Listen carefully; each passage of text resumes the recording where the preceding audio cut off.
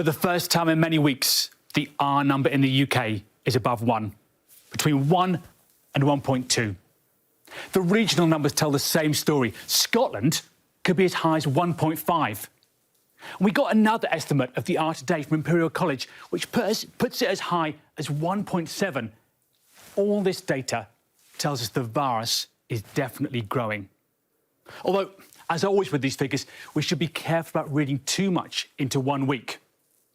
Another source of information is the Office for National Statistics survey, which tests 10,000 households every week to get a representative national sample. Last week, it estimated that around 2,000 people a day were being infected in England. This week, that's up to 3,200, a jump of 60%. And, more importantly, these infections aren't just in clusters. The epidemic is spreading nationally. Of course, we should keep this in perspective. This is still a very small percentage of the population, much less than at the peak, just 0.1. And if you look carefully at the ONS stats, you see that infections are stable among over 50s, the most vulnerable part of the population. The real rise is here in black, among younger people. Probably as a result, deaths and hospital admissions aren't rising. Although, on that, the data from other countries is not encouraging. You look at France, for example, their numbers started increasing before ours did. And so they give us a kind of view into our future in some sense.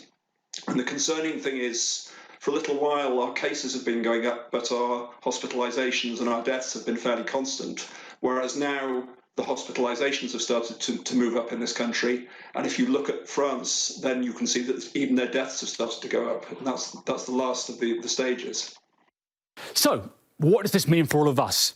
This analysis of different types of events from the government's scientific advisors gives a good insight into what they're thinking.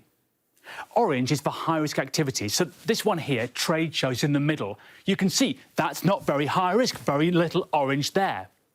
That's probably because they don't happen very often and there aren't many older people there. But look, the biggest danger, family celebrations. Look, it's almost red right across the board. Christmas is a real worry. The governments of the UK do have a new tool.